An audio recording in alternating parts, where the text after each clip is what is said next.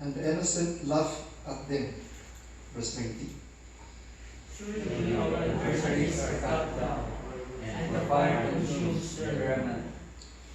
Now acquaint yourself with him, and be at peace. Thereby good will come to you. Verse 22. Receive this instruction from his mouth, and lay up his words in your heart. If you return to the Almighty, you will be built up. You will remove iniquity far from your tents. 24. Then you will lay your load in the dust, and the load of all fear among the stones of fruit. Yes, the Almighty will be your gold and your precious silver. Verse 26. For then you will have your delight in the Almighty, and lift up your face to God. You will make your prayer to him, and he will hear you, and you will pay your vows. Verse 28. You will also declare things, and it will be established for you, so light will shine on your ways. When cast you down and you say exaltation will come, then he will save the humble person. Verse 30.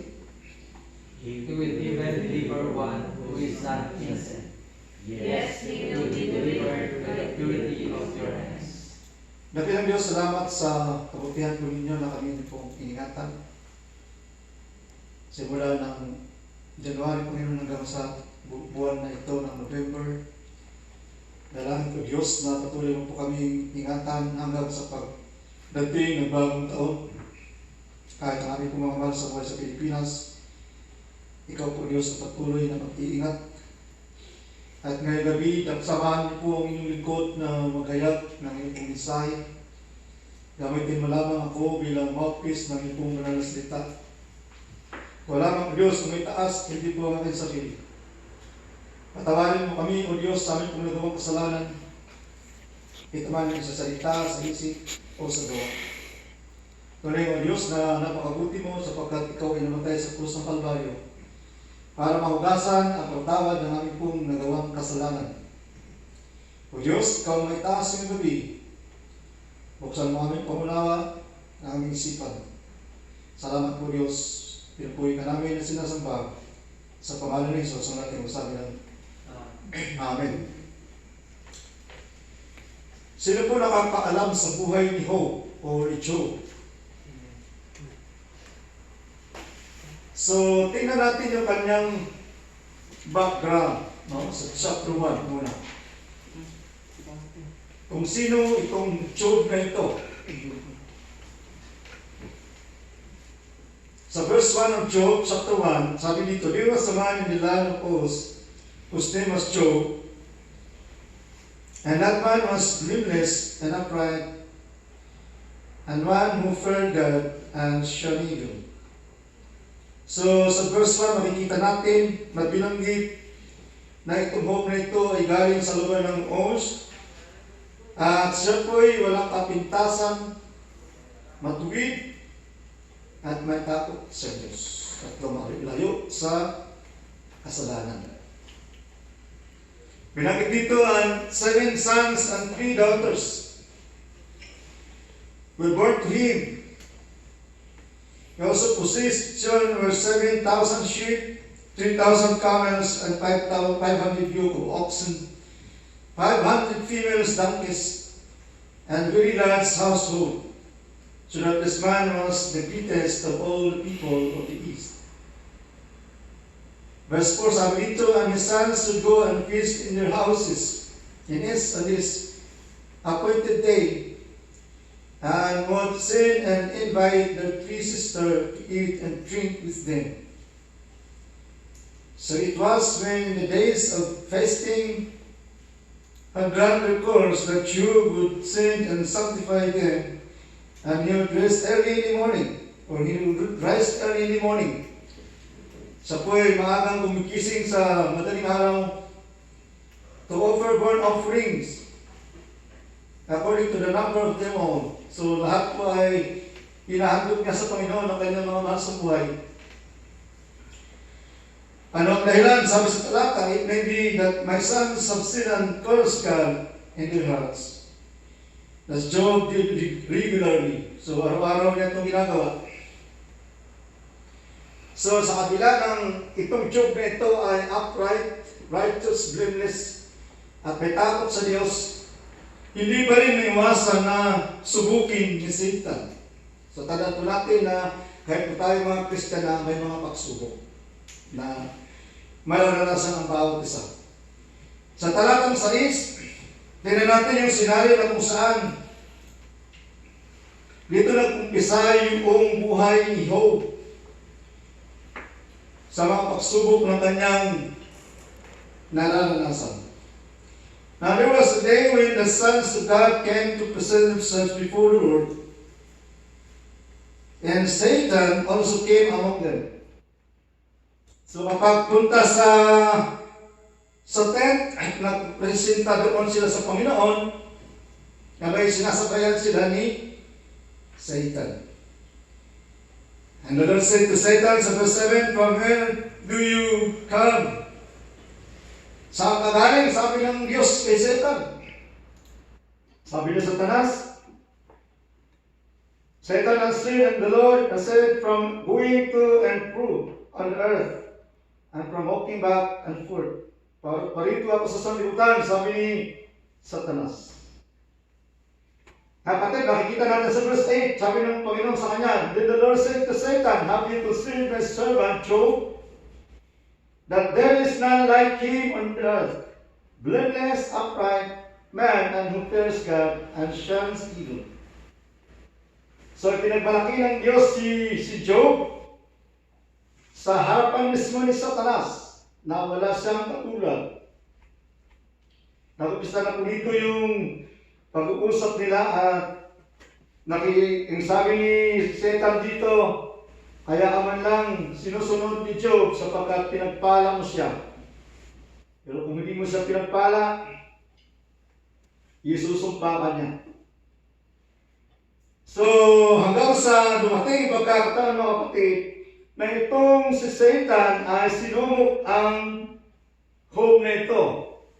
Yung 10 niyang anak ay namatay, tapos yung kanyang mga donkeys, lahat ng kanyang animals ay nawala po lahat. At kung ating po titingnan mga kapatid, hindi bumigay itong Job na ito.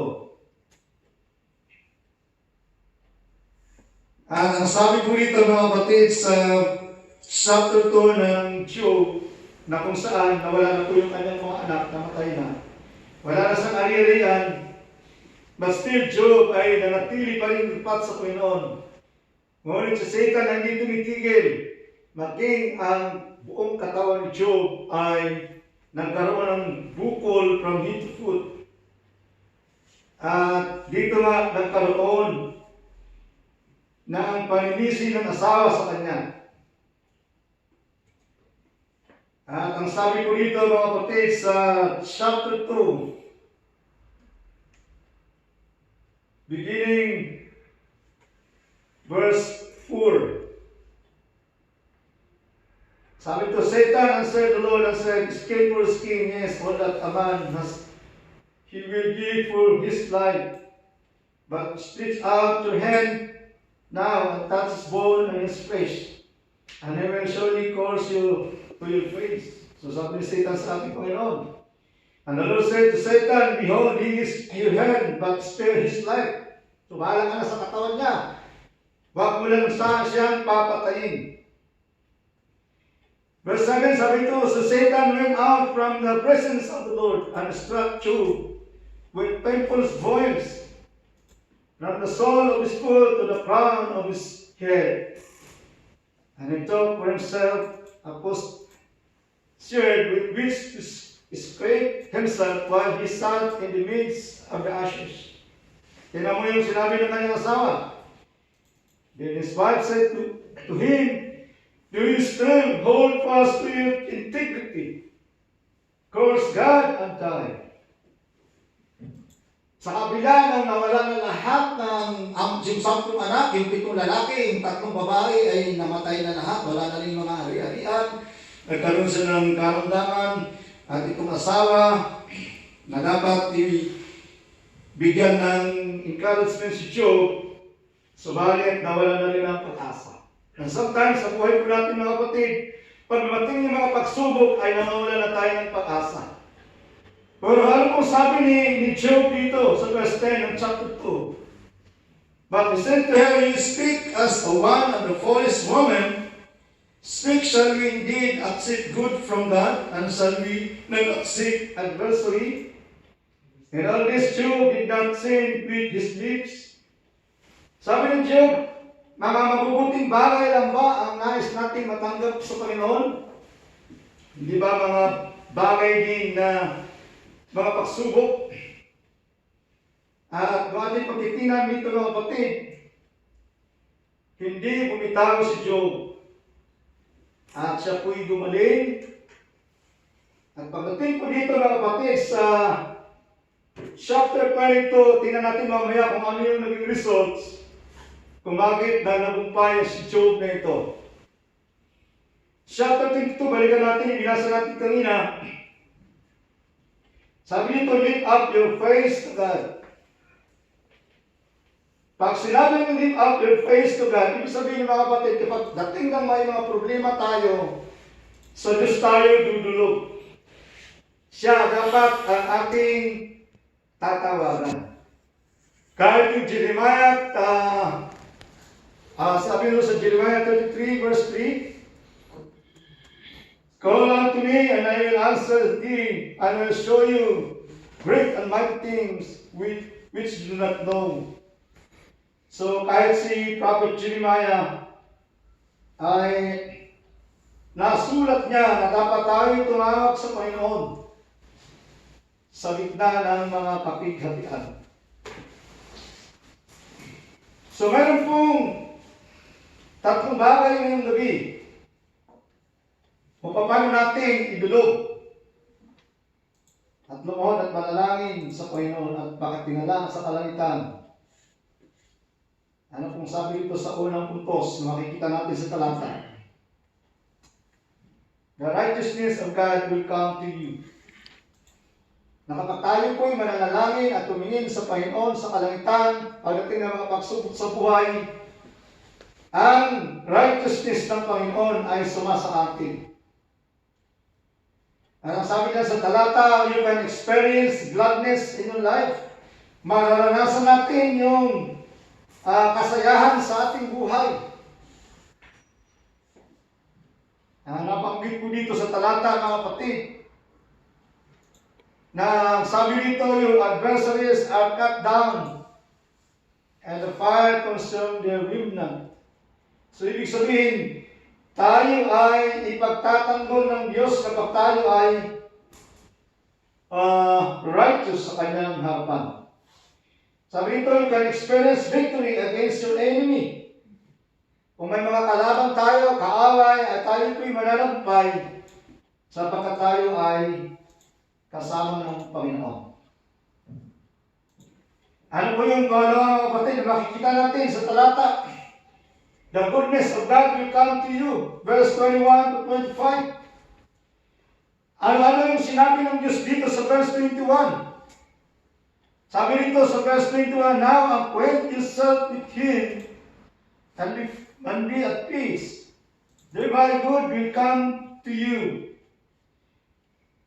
Tinignan ko po yung meaning ng acquaint or acquaintance sa Merriam Dictionary. Ang sabi po dito, to know more personally. Yung nais nating malaman ng gusto kung sino ang Diyos.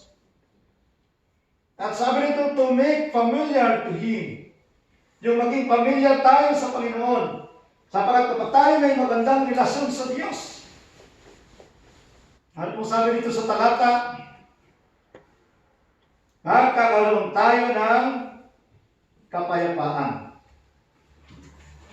Ano mo yung kapayapaan? Pag mayroon ng isang tao is a great blessing. No? Ito po'y dakilang pagpapala. Kasi maraming tao na hindi nakakatulog sa gabi. Maraming tao na ang daming iniisip at nagtitake sila ng sleeping tablet para lang makatulog. Pero sabi po dito mga kapatid, kapag tayo may magandang relasyon sa Diyos, sabi sa talata, tayo ay magkakaroon ng kapayapaan. So pagkatapos ng kapayapaan, ang kasunod po diyan ay, sabi diyan, thereby good will come to you. Yung mga mabubuting bagay ay mapapas sa atin. So sabi dito mga kapatid, you can experience peaceful life. Sino dito yung mga naguguluhan, mga nag-aalala. Pero kapag nasa Panginoon tayo, ay makaka-experience tayo ng mapayapang buhay. So, wala naman siguro dito may malaking obligation sa buhay. Kumbaga, malaking utang. Meron ba kayong hinuhulugang pagkakautang na halos hindi mo na magagampanan? Kapatid, sabi dito sa talata natin binasa, makakaranas ang tao ng kapayapaan kapag tayo makipagkaisa sa Panginoon. Magkaroon tayo ng magandang relasyon sa Diyos. Magkaroon tayo ng magandang acquaintance sa Panginoon. At sabi dito, good things will come to you. Ano pa po makikita natin dito mga kapatid? Sa talatang 22. Sabi diyan, receive blessed instruction from His mouth and lay up His words in your heart. Maliwanag po mga kapatid na binanggit dito kung gaano kahalaga ang salita ng Diyos. Na ito'y mahalagay sa ating mga puso. So kapag tayo po ay mayroong pagbabasa ng Biblia at ito'y matalim sa ating puso, magkakaroon tayo ng pagpapala mula sa Panginoon. Sabi sa verse 23, if you return to the Almighty, you will be built up. So sometimes nangihina tayo sa Diyos. Kumbaga parang nanlulupay-pay tayo spiritually. Pero ang sabi po dito, kapag tayo bumalik sa Panginoon, ay mabibuild up again yung ating relasyon sa Kanya. Because we are only human being, tayo tao lamang na nananghihina. Pero kung ating titingnan yung buhay ni Job, hindi siya bumitaw sa kanya pong pananampalataya sa Panginoon. Kung ating titingnan yung buhay ni Job, sa last chapter mga kapatid, kaya dapat huwag tayong bumitaw, huwag tayong isinubok. Kasi nasa huli po ang ating pag-aani. Chapter 42 ng Job, tingnan natin. Dahil si Job ay nagtagumpay sa pagsubok ni Satan, ito po ang nangyari sa kanyang buhay. Verse 12 ng Job chapter 42. Now the Lord blessed the latter days of Job more than his beginning. Hallelujah. No? Sabi nito mga kapatid, for he had 14,000 sheep. So dating 7,000, naging 14,000. Times 2 mga kapatid. At sabi ito sa susunod na talata, 6,000 camels. So times 2 din, kasi dating 3,000. At saka 1,000 yoke of oxen, dating 500. At 1,000 female donkeys, dating 500 female donkeys lang yan. At nakakagulat ng kapatid, yung 7 anak na namatay, kasama yung 3 babae, yung unang mga anak ni Job, pinalitan ng Panginoon. At sabi nito, he had also 7 sons and 3 daughters. And he called the name of the first Jemima. And the name of the second, Kisaya, and the name of the third, Kerin, Haput. Sabi sa verse 15, in all the land were found a woman so beautiful as the daughters of Job, and their father gave them an inheritance among their brothers. Kaya yung mga nababalak mag-asawa, pagbabae mo yung anak, mamili na tayo sa tatlong pangalan na ito. Walang kasing ganda yung tatlong anak ni Job.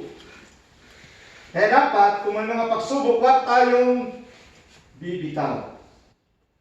Tsak, susubukin tayo sa Satanas Lalo na kapag ikaw ay anak ng Diyos, na doon po talaga yung susubukin ka kung hanggang saan ang iyong pananampalataya. At kapag nakita ni Satan na napaka-faithful mo sa Panginoon, ay talagang susubukan tayo. Pero mga kapatid, hindi bumitaw si Job at siya po'y nagtagumpay. Kaya naniniwala po ako na itong pandemic na ito natin nararanasan ay atin po ito mapagtagumpayan. Pag lagi tayong mananalangin sa Panginoon, magkaroon tayo ng magandang akwentan sa Kanya, araw-araw tayo po'y nag-pray tulad ni Job, at tayo po ay mananagumpay. Sabi ko dito sa point number 2 mga kapatid, sa point ko dito, sabi dyan, you can experience good instruction. Sabi sa talata, and you can lay up His hand, His words, in your heart. Pwede mong ilagay ang salita ng Diyos sa iyong mga puso. And you can build up a good relationship. And you can receive forgiveness from God.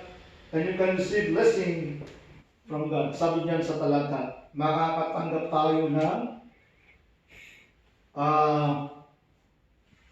kumbaga sa Panginoon sa tayo ay makasalanan.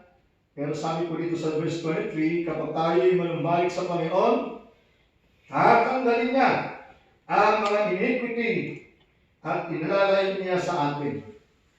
Sabi dyan sa verse 24, then you will lay your gold in the dust. So binanggit yung gold at saka silver na nanggagaling sa Ophir. At sabi nga dito, the Almighty will be your gold and your precious silver.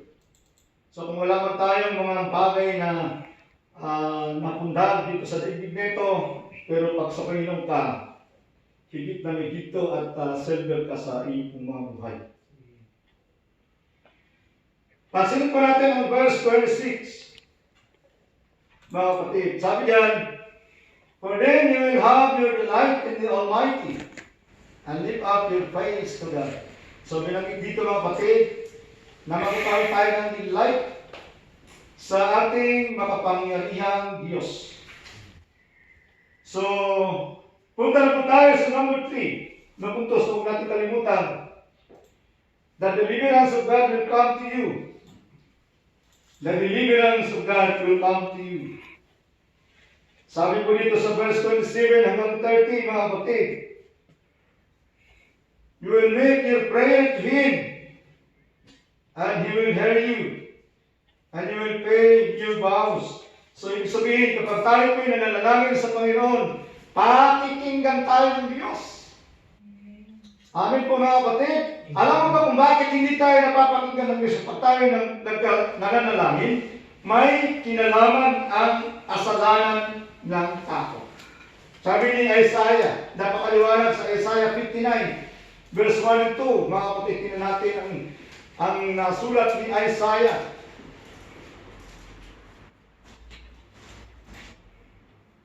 Isaiah 59,